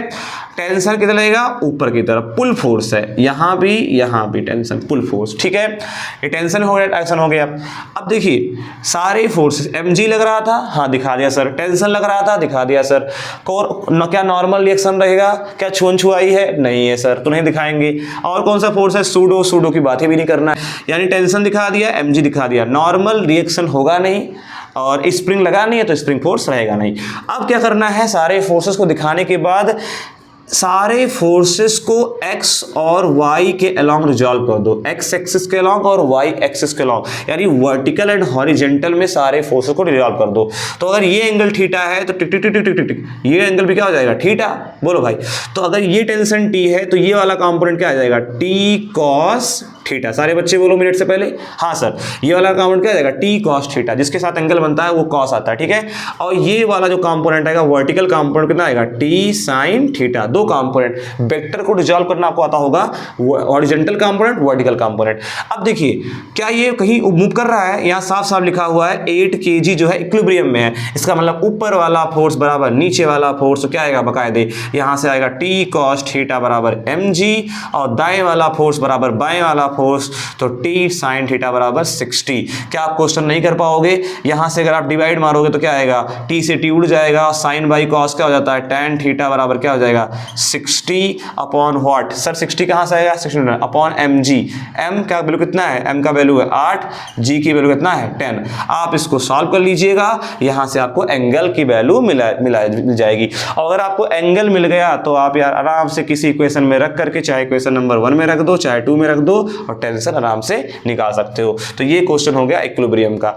सर इक्विलिब्रियम का मतलब हुआ कि net force zero, summation of x के लॉन्ग लगने वाला सारा force zero, summation of y के लॉन्ग लगने वाले सारे फोर्सेस क्या है, जीरो। तो यार आप खुद ही भी सोचो, ऊपर वाला फोर्स बराबर नीचे वाला फोर्स, दाएं वाला फोर्स बराबर बाएं वाला फोर्स, क्योंकि बॉडी मूव नहीं कर रही ना, जगह पे है। चलो यहां पर आते हैं, फाइंड द एलोंगेशन स्प्रिंग। ये कैसे करेंगे सर, तो देखो यार ये स्प्रिंग जो है पहले इसका नेचुरल लेंथ, ये वाला ब्लैक पेन से खींचा गया है ना, ये आपका नेचुरल लेंथ पे है। जब आप इस क्या करते हो, यहाँ पर किसी चीज से, किसी सरफेस से बांध करके यहाँ पर एक ब्लॉक लटका देते हो, ये एक बेज है, इंक्लाइंड प्लेन बोल सकते हो, तो ये थोड़ा आगे जाएगा, फिसलेगा मतलब आगे जाएगा, और कुछ समय के बाद क्या हो जाएगा, एक्स एलोंगेशन होने के बाद ये रुक गया होगा। तो आपसे पूछा गया है फाइंड एलोंगेशन स्प्रिंग।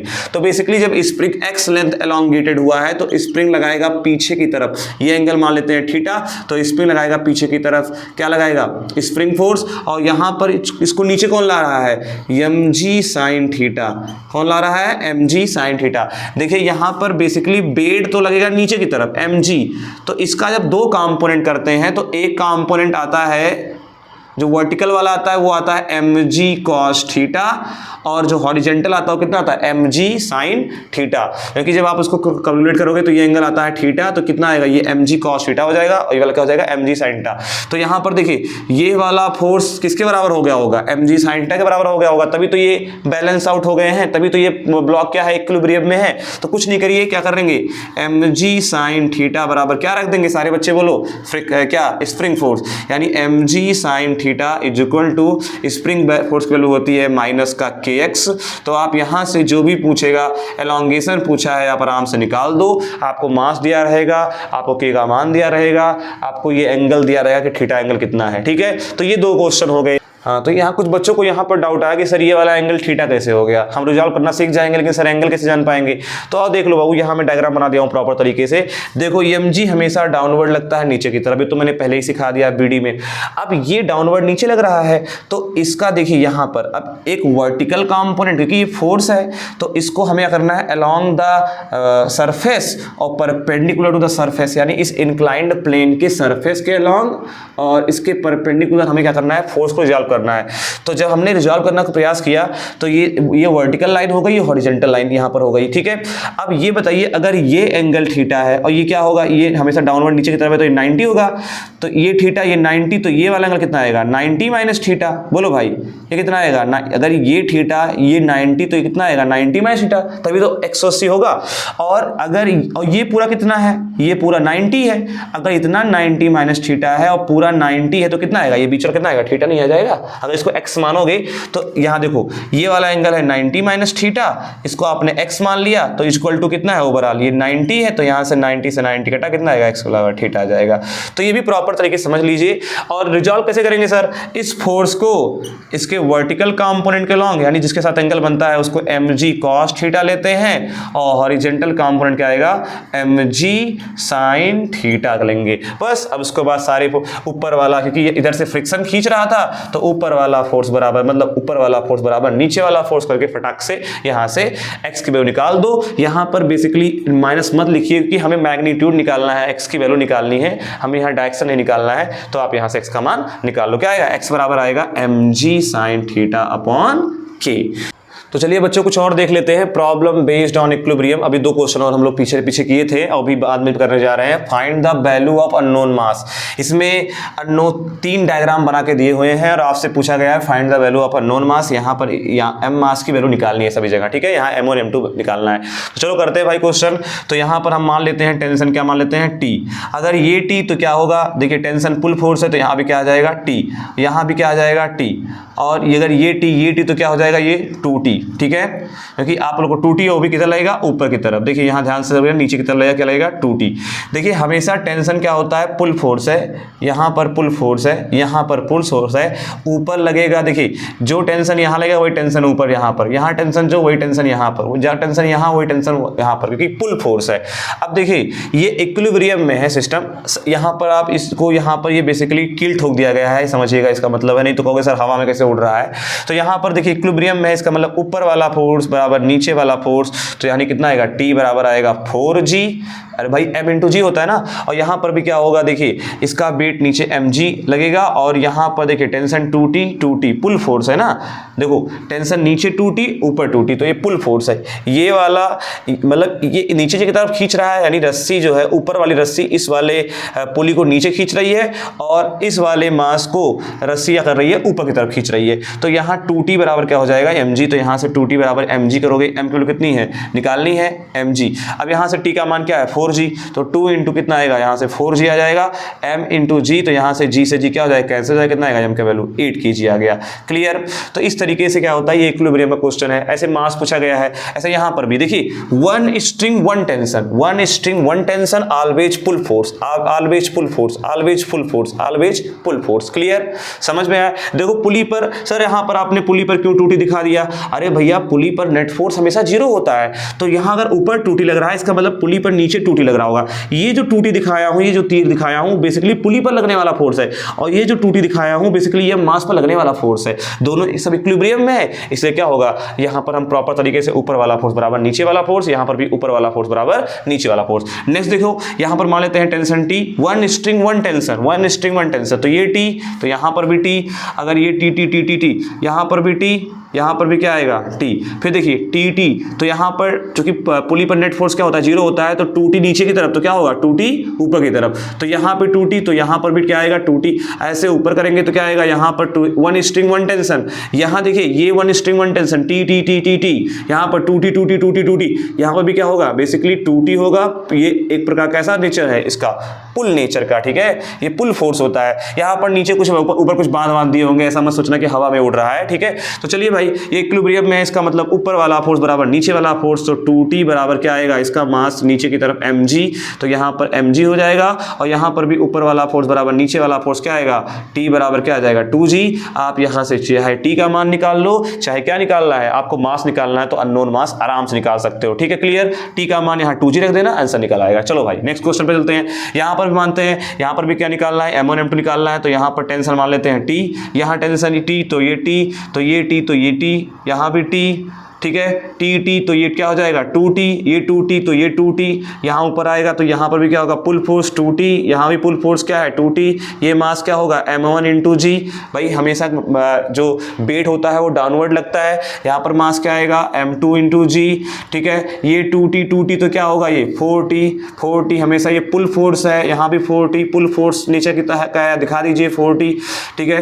पुली पर ये 4t, तो इधर कितना लगेगा, ऊपर कितना लगेगा, ऊपर लगेगा 8t, क्लियर। अब यहां पर देखिए ऊपर वाला फोर्स बराबर नीचे वाला फोर्स, तो कितना आएगा 4t बराबर आएगा m2g, और यहां पर भी बताइए सारे इक्वेशन लिख लीजिए। यहां पर क्या लिखोगे 2t बराबर m1g, और क्या बचा भाई, और t बराबर यहां पर क्या लिख सकते हो 2g, क्योंकि यहां पर मास इंटू ग्रेविटी, तो यहां पर 2g, t कितना आएगा t का मान 2 इंटू जी। आप प्रॉपर तरीके से सारी वैल्यू यहां चिपका दो, t का मान यहां 2g रख देना, यहां से m1 निकल आएगा, m1 निकल आएगा तो आप फिर से t का मान यहां पर भी रख देना 2g, तो यहां से m2 भी निकल आएगा, क्लियर। तो इस तरीके से ये छोटे मोटे क्वेश्चन हो गए, किस पे बेस, अननोन मास पे बेस, यानी कि इक्विलिब्रियम पे बेस, ठीक है। तो बच्चों अब आगे बढ़ते हैं और कुछ प्रॉब्लम करते हैं एफबीडी बेस्ड, ठीक है। तो चलो आप शुरू करते हैं फ्री बॉडी डायग्राम बनाने के लिए। सबसे पहला काम होता है भैया कि देखिए इस क्वेश्चन को लगाते समय पहले बात पूछा क्या गया ये दिखा देता हूं मैं। यहाँ पर आपको एक्सेलरेशन पूछा गया है, ये सब जमीन पर रखा हुआ है, और यहाँ पर हम लोग चूंकि फ्रिक्शन को क्या मान के चल रहे हैं, फ्रिक्शन की वैल्यू क्या है 0, क्योंकि फ्रिक्शन हम यहाँ पर अभी इंक्लूड नहीं करेंगे, मान के चलेंगे फ्रिक्शन नहीं है, ठीक है। और सारी चीजें हम पूरा एनालिसिस करेंगे, बाद में जब फ्रिक्शन आएगा तो फ्रिक्शन में देख लेंगे, ठीक है। तो अभी 40 न्यूटन आगे लग रहा है, पीछे रोकने वाला कोई है, देखो एक्सेलरेशन निकालना है, सारे क्वेश्चन में क्या निकालना है एक्सेलरेशन निकालना है, इसमें भी निकालो इसमें भी निकालो। तो कुछ नहीं करना भाई, एक बढ़िया जुगाड़ याद कर लो। जुगाड़ क्या है, ले जाने वाला, देखिए यहां लिख रहा हूं मैं, हिंदी में लिख रहा हूं प्रॉपर, ले जाने वाला फोर्स माइनस रोकने वाला फोर्स, और डिवाइडेड बाय क्या होता है total mass is equal to acceleration. बस भाई यही फॉर्मूला आप याद कर लो, आपसे ये सारे क्वेश्चन बन जाएंगे। सर कैसे, आ जाओ भाई लगाते हैं क्वेश्चन को। तो एक्सेलरेशन पूछा गया है, तो ले जाने वाला फोर्स 40, रोकने वाला पीछे से कोई लग ही नहीं रहा है तो 0 यहां हो जाएगा, अपॉन टोटल मास 3 2 5, खटाक से 8 40 का आंसर निकाल लो। यहां पर आ जाओ, यहां पर ले जाने वाला 40, रोकने वाला कोई नहीं, फ्रिक्शन है ये नहीं है कि फ्रिक्शन की बात बाद में करेंगे, ठीक है।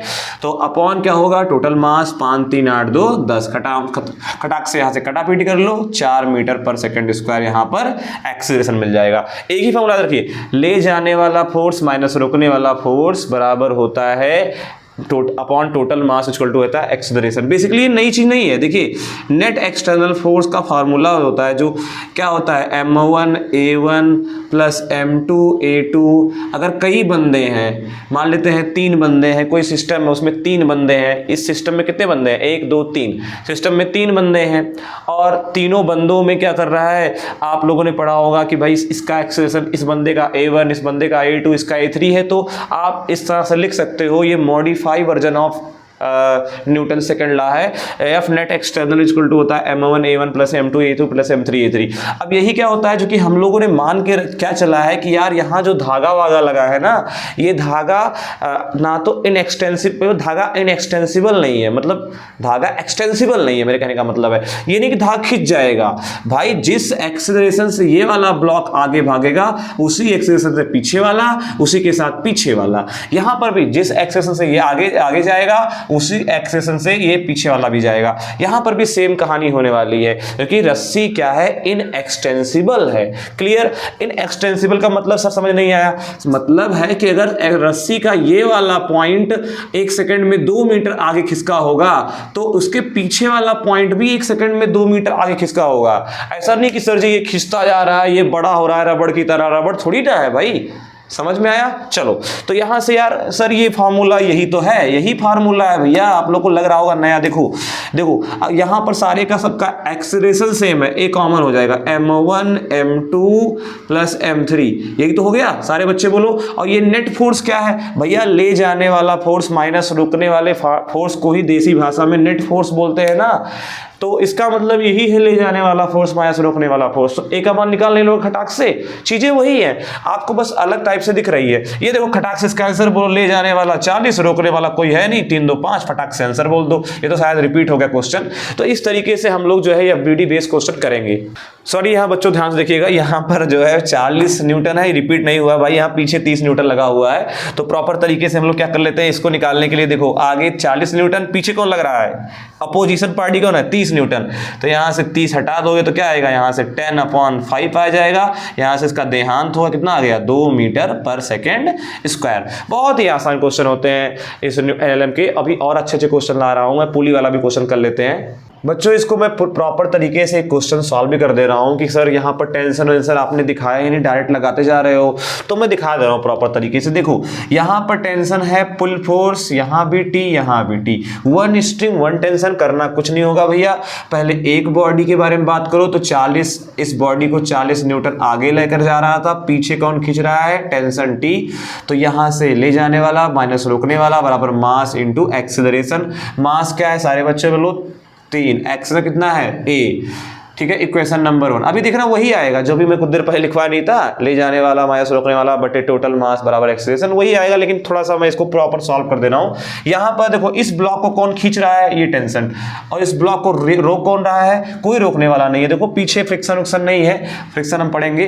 बराबर मास कितना है, 2 गुणे एक्सीलरेशन। इक्वेशन नंबर 2, दोनों को क्लब कर दो, जोड़ दो, तो ये दोनों मिट जाएंगे, कट जाएंगे, टी कट जाएगा, कितना आएगा, 40 बराबर 5a, कितना आएगा बराबर 5 5 8 40। यानी चीजें वही आ रही हैं। ऐसा नहीं कि सर टेंशन नहीं दिखाई, लेकिन मैं वो थोड़ा सा क्या होता है, वो शॉर्टकट तरीका है कि खटाक से आप आंसर तक पहुंच जाओगे कि ले जाने वाला कौन लेकर जा रहा है, कौन रोक रहा है, खटाक से कर लो। नहीं तो भी यहाँ पर टेंशन दिखाते T1 T1 T2 T2, फिर इसका एफबीडी बनाते, इसका मतलब ले जाने वाला रोकने वाला बराबर मास इंटू एक्सीलरेशन। यहाँ भी इक्वेशन बनाते, यहाँ बनाते, 3 इक्वेशन बनता, फिर प्रॉपर सॉल्व करते। उससे अच्छा तरीका है यार कि चुपचाप मार के यहाँ से ले जाने वाला माइनस रोकने वाला कर दो खटाक से। अब ऐसा नहीं कि सर जी बहुत सॉल्व ही नहीं होगा, अरे यार सारे ये कट जाएंगे। अब यहाँ जब लिखेंगे क्वेश्चन ना तो अपने आप ऑटोमेटिक T1 T2 सब कट जाएंगे और फटाक से आंसर निकल के चला आएगा। चलो अब चलते हैं, थोड़ा सा पुली बेस्ड प्रॉब्लम कर लेते हैं। देखिए हम लोग यहाँ पर जो एलएलएम पढ़ रहे हैं वहाँ पर पुली हमारी कैसी है, फ्रिक्शन लेस है, यानी धागा उस पर फिसल रहा है। तो धागे और पुली के बीच में जब फिसला फिसली हो रही है तो कोई घर्षण बल कार्य नहीं कर रहा है, ये हम लोग एजम्पशन मान के चलते हैं एलएलएम में। देखिए क्वेश्चन में करवा देता हूँ। ये मान लो आपके सामने एक पुली है, ठीक है, यहाँ ये क्या हो रहा है, ये कनेक्टेड है, ठीक है। मास वास तो होता नहीं है। यहाँ पर एक ब्लॉक 2 kg का लटका हुआ है और एक ब्लॉक जो है 3 kg का लटका हुआ है। आपसे पूछा जाए कि बताइए किधर जाएगा ये ब्लॉक, 3 वाला ब्लॉक नीचे आएगा ना भाई, क्योंकि ये ज़्यादा भारी है। तो ये वाला ब्लॉक नीचे जाएगा, तो ये वाला ब्लॉक क्या जाएगा, ऊपर जाएगा, क्योंकि भाई रस्सी खिंचुस तो रही नहीं है, इनएक्सटेंसिबल है। तो इसका मतलब ये रस्सी खटाक से खट खट खट खट खट खट नीचे आएगी ना। तो मैं आपसे पूछ रहा हूँ, चलो मुझे एक्सीलरेशन बता दो। तो करना कुछ नहीं है, सिंपल सारे फोर्सेस दिखाओ। यहाँ पर 3G, यहाँ पर टेंशन T, ये टेंशन T, यहाँ पर टेंशन T, यहाँ पर टेंशन T, 1 स्ट्रिंग 1 टेंशन। अब इसको लगाने का जो जुगाड़ है उससे भाई लगाओ तो बहुत मजा आता है। ले जाने वाला 3G, रोकने वाला कितना है, यहाँ का एफबीडी बनाओगे तो मास 2G नीचे की तरफ लगेगा, रोकने वाला 2G बटे टोटल मास 3 2 5 कर दो, खटाक से आंसर निकालो, मस्त रहो। अब ये कहोगे नहीं सर थोड़ा सा प्रॉपर एक ब्लॉक को एक ब्लॉक का एनालिसिस करो, तो आ जाओ कर लेते हैं भाई। इस पर F बराबर m में लगाते हैं, इस पर m में लगाते हैं। देखिए कैसे लगाएंगे। इसको नीचे कौन लेकर जा रहा है, 3G, रोक कौन रहा था इसको, टेंशन T, इसका मास कितना है 3, एक्सेशन कितना है ए, इक्वेशन नंबर 1। इस पे चलो बात करते हैं। ये ऊपर जा रहा था ना, इसको ऊपर कौन लेकर जा रहा है, टेंशन टी, इसको रोक कौन रहा है 2g, बराबर इसका मास कितना है 2 और इंटू एक्सेलरेशन। अरे भैया नेट फोर्स बराबर मास इंटू एक्सेलरेशन है, कोई नई चीज नहीं लिख रहा हूं। इन दोनों को जोड़ोगे तो खटाक खटाक ये दोनों मर जाएंगे, 3 में से 2 जाएगा, कितना आएगा g बराबर कितना आएगा 5a, ए कितना आएगा g/5। बताओ कितने आसान क्वेश्चन होते हैं। वही तो आया देखो, सिंपल वही सेम क्वेश्चन मिल गया। तो इस तरीके से पुली बेस्ड क्वेश्चन हम लोग कर लेते हैं। तो बच्चों कुछ इस टाइप के भी क्वेश्चन आते हैं, मैं 2 क्वेश्चन अलग अलग टाइप के लाया हूं। ये 3 टाइप के अलग अलग टाइप क्वेश्चन हैं। देखिए पहला क्वेश्चन में क्या है कि यहाँ पर 100 न्यूटन फोर्स है, आप खींच रहे हो, तो ये एक्सटर्नल फोर्स आप लगा रहे हो इस दिशा में, ठीक है। और इसका पहले बीडी बनाते हैं, क्या निकालना है, एक्सेशन सभी में निकालना है। इसमें भी एक्सेशन निकालना है, इसमें भी एक्सेशन, और यहाँ तो भैया टेंशन निकालना है। ये बहुत मस्त क्वेश्चन है, अभी हम इस पे आ रहे हैं। चलो सबसे पहले क्या करना है, इसमें लग रहा होगा 20g। अरे भाई mg नीचे लगेगा ना डाउनवर्ड, इस पे mg लगेगा। इसको कौन लेकर जा रहा है भैया, नीचे कौन लेकर जा रहा है, इसको ले जा रहा है 20g। रोक कौन रहा है 100। तो क्योंकि भाई आप कहोगे सर जी कैसे पता लगा कि इधर जाएगा, हो सकता है इधर जाए, क्योंकि भैया देखो 20g का अगर वैल्यू आप 10 रखोगे तो ये 200 आ जाएगा, 200 न्यूटन। तो ये 200 न्यूटन है, ये 100 न्यूटन है, कहीं ना कहीं ये वाला फोर्स ज़्यादा है, इसका मतलब ये भारी पड़ेगा, तो ये ब्लॉक इधर जाएगा। तो ए एक्सेस से नीचे आ रहा है, ये ए से उधर राइट साइड जा रहा है। तो आप ए निकालोगे तो क्या आएगा, ए निकालोगे तो ले जाने वाला फोर्स कौन है 20g यानी 200, रोकने वाला कौन है 100 अपॉन टोटल मास कितना होगा 30 20 50। क्वेश्चन खत्म, क्लियर, एकदम आसान क्वेश्चन। तो बच्चों अब ये वाला ये वाला क्वेश्चन कर लेते हैं। एससी वर्मा बेस क्वेश्चन है, देखिए कर लेते हैं आराम से। देखिए इसमें भी वही करना है, ले जाने वाला फोर्स माइनस रोकने वाला फोर्स बराबर टोटल मास। देखिए यहाँ करना क्या है, देखिए ए बराबर क्या होता है, ले जाने वाला फोर्स कौन है 4g, और कौन लेकर जा रहा है, इसको नीचे भी लेकर जा रहा है। और साथ में देखिए अगर ये एंगल थीटा हम मान लेते हैं तो जो भी आएगा mg sin थीटा, जो भी आएगा भाई, हम अगर इसको 53 डिग्री मान ले, जो भी मान लें, तो ये भी क्या कर रहा होगा, सपोर्ट ही कर रहा होगा ना, ये भी इधर ही लग रहा है, तो ये भी सपोर्ट कर रहा होगा, यानी mg sin थीटा ये सपोर्ट कर रहा है। बताया था ना ये mg sin थीटा कैसे आता है, पीछे बताया था। तो ये भी सपोर्ट कर रहा है, और रोक कौन रहा है 2g बरा, और अपॉन क्या होता है टोटल मास, यानी 10 4 14 14 2 16। तो इस तरीके से आप यहाँ से भी एक्सेलरेशन कैलकुलेट आउट कर सकते हो। करना कुछ नहीं है, m का मान जो भी दिया होगा, m का मान 10 दिया हुआ है, थीटा का मान दिया रहा है, खटाक से लगाइएगा, निकल जाए क्वेश्चन, ठीक। तो बच्चों एक गांधी जी के 3 बंदर वाला क्वेश्चन कर रहे हैं, देखिए ध्यान समझिए, बहुत इंपॉर्टेंट क्वेश्चन है, उसको इंपॉर्टेंट में रखिएगा। और उसमें फार्मूला क्या लगेगा, कॉन्सेप्ट लगेगा, एफ नेट एक्सटर्नल बराबर जो बेसिकली क्या है, न्यूटन के सेकेंड लॉ का मॉडिफाइड वर्जन है, उसमें m1 a1 plus m2 a2 plus m3 a3, मतलब जितने भी उसमें पार्टिकल हैं सिस्टम के अंदर, उन पे इस तरह से आप न्यूटन का लॉ लगा सकते हो। अब सर कैसे लगाओगे, देखो एक क्वेश्चन ले लेते हैं प्रॉपर तरीके से। मान लेते हैं कि भाई यहाँ पर एक रस्सी है और इस रस्सी पर 3 बंदर चिपके हुए हैं। बंदर किस तरह चिपके हुए हैं सर, प्रॉपर बना दीजिए। देखिए एक बंदर, इसके पीछे इसके नीचे क्या है, दूसरा बंदर है, ऐसे दिखा दीजिए, ये भी चिपका हुआ है, और एक तीसरा बंदर, चलो इस साइड दिखा देते हैं प्रॉपर तरीके से, ये तीसरा बंदर है, ठीक है। इसका एक्सेलरेशन मान लो ऊपर की तरफ है 2 मीटर पर सेकेंड स्क्वायर, दूसरे वाले का है मान लो 4, तीसरे वाले का है मान लो कितना, इसका A1 नाम दे दो, इसका A2 नाम दे दो, और A3 जो तीसरे वाले का है वो मान लो 6 मीटर पर सेकेंड स्क्वायर है, ठीक है। इसका मास है 5 kg, यानी पहले वाले का 5 kg, दूसरे वाले का 10 kg, और तीसरे वाले का 15 kg। मैं आपसे पूछ रहा हूँ, चलो बताओ टेंशन बताओ धागे पर, मतलब इस रस्सी पर टेंशन बताओ, पहला क्वेश्चन। तो करना कुछ नहीं है भाई, सबसे बड़ी चालाकी है एफ नेट एक्सटर्नल। आप एक काम करें, इतने को सिस्टम मान लें, इतने को क्या मान लें, सिस्टम मान लें। तो सिस्टम मान लेंगे तो एक्सटर्नल फोर्स कितना लग रहा है, टेंशन लग रहा है एक्सटर्नल फोर्स। और देखो सुनो, इसका भार कितना होगा 5g, 5 10 5 15 15 15 30। ओवरऑल जो इन तीनों का भार लग रहा है वो कितना लग रहा है 30, यानी मास इनटू ग्रेविटी 30g नीचे लग रहा है, ठीक है 30g। और वही टेंशन कितना लग रहा है ऊपर की तरफ, तो मुझे टेंशन चाहिए तो लगा दीजिए भैया, यानी net force, net external force, तो टेंशन माइनस कितना 30G बराबर m1a1। तो m1a1 मतलब मल्टीप्लाई करना है मास का एक्सेलरेशन से, तो 5 दूना 10 प्लस m2a2 10 चौके 40 प्लस m3a3 तो 15 छक्का 90।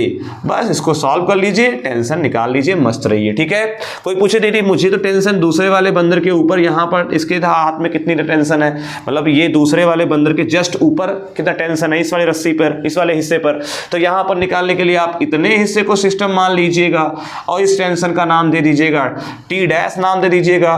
तो यहाँ पर टेंशन लग रहा है ऊपर की तरफ और एक्सटर्नल फोर्स की बात करें नेट एक्सटर्नल फोर्स, तो ये टेंशन मैंने टी डैश नाम दे दिया ऊपर की तरफ, क्योंकि टेंशन पुल फोर्स होता है। और ये 4 देखो इसका कितना मास है 10 10 5 15, तो 15G नीचे की तरफ लगेगा, तो क्या होगा टी डैश माइनस 15G बराबर क्या होगा m1a1 प्लस m2a2 यानी 10 चौके 40 प्लस कितना आएगा 15 छक्का 90।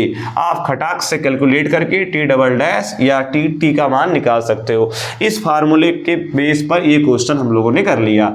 चलिए अब चलते हैं अपने नए टॉपिक पर और उसका नाम है सूडो फोर्स। तो मैं यहाँ प्रॉपर तरीके समझा दे रहा हूँ। देखिए अब ये आखिरी वाला आ गया हिस्सा सूडो फोर्स। देखिए आप लोग को बताया था कि जो न्यूटन का नियम होता है वो non inertial frame of reference में लागू नहीं होता।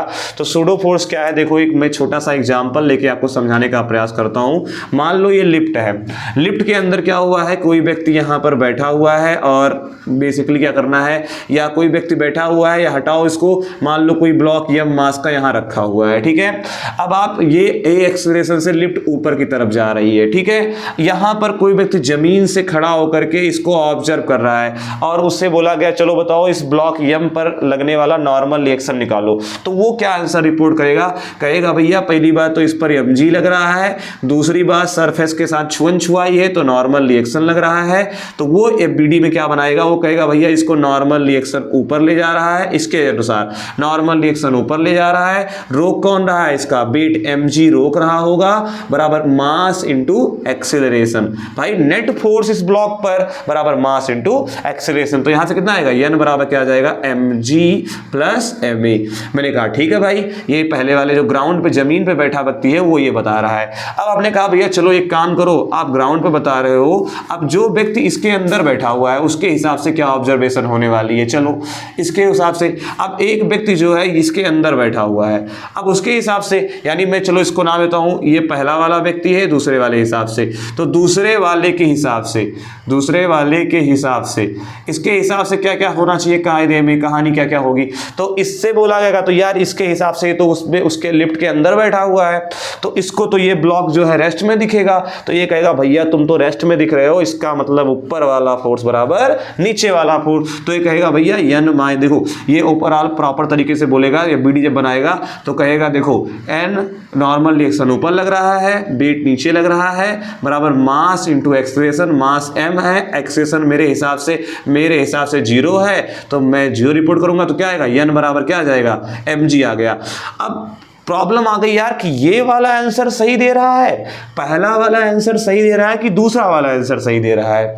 तो बाद में पता चला यार कि जब बेइंग मशीन रखा गया, भाई देखिए ध्यान समझिएगा, हमेशा याद रखिएगा स्प्रिंग फोर्स जो होता है, जो स्प्रिंग होता है, स्प्रिंग वो बेसिकली टेंशन को देता है और जो बेइंग मशीन होता है वो नॉर्मल रिएक्शन की रीडिंग देता है।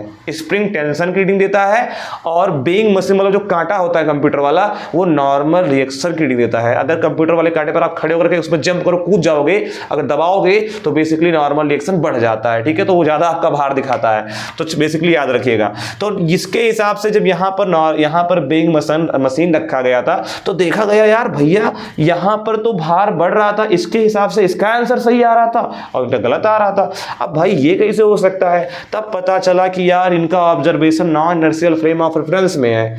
तो इनको भैया ये non inertial frame of reference में बैठे हुए हैं तो इनके हिसाब से न्यूटन का नियम लागू ही नहीं होगा, पहले ही पढ़ा चुका हूं। तो इसके लिए करना पड़ेगा, इसके लिए भैया इसमें बैठे हो, इसके अंदर बैठे हो, ताड़ रहे हो इस यम द्रव्यमान की वस्तु को, तो जब ताड़ रहे हो तो किराया देना पड़ेगा ना। तो किराया कैसे देंगे, तो किराया देने के लिए तरीका क्या है, आपको लगाना पड़ता है एक सूडो फोर्स, जिसको बोलते हैं झूठा बल। भैया झूठा लेकिन बहुत तंग करता है, बराबर होता है mass into acceleration of non inertial frame of reference. याद रखिएगा किसका मास लिखना है, ब्लॉक का, और किसका एक्सेलेरेशन लिखना है, नॉन इनर्शियल फ्रेम, मतलब इसका एक्सेलेरेशन लिखना है। और निगेटिव साइन का मतलब है अपोजिट डायरेक्शन में लगाना है। मतलब अगर ये दूसरा वाला इंसान अपनी वैल्यू सही सही बताना चाहता है ना, हाँ तो बच्चों देखो अब इसके हिसाब से एनालिसिस क्या होगा, तो इसको भैया mass into acceleration of non inertial frame of reference यानी किराया देना पड़ेगा। तो इसका जो एक्सेलरेशन है ये non inertial frame of reference का मतलब होता है जो लिफ्ट है वो non inertial frame of reference है। तो इसका एक्सेलरेशन उल्टा करके किसको दे दो, इस ब्लॉक को दे दो। तो इस ब्लॉक का मास mg है तो उल्टा करके एक्सेलरेशन देना है तो क्या आएगा m इंटू ए।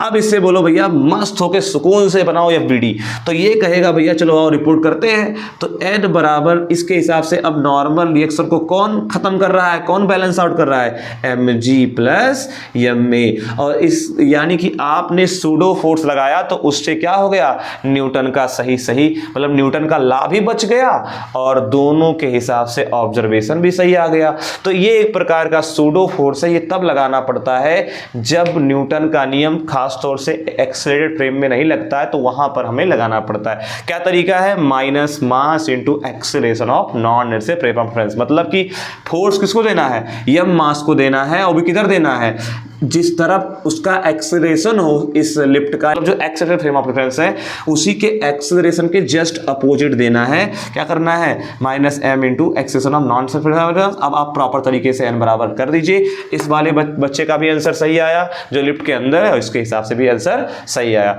तो इस तरीके से बच्चों ये सूडो फोर्स हो गया। आप लेक्चर को देखिएगा, जहां भी कोई दिक्कत आएगी समस्या आएगी कमेंट करिएगा। लेक्चर को देखने के लिए बहुत बहुत धन्यवाद। Till then take care.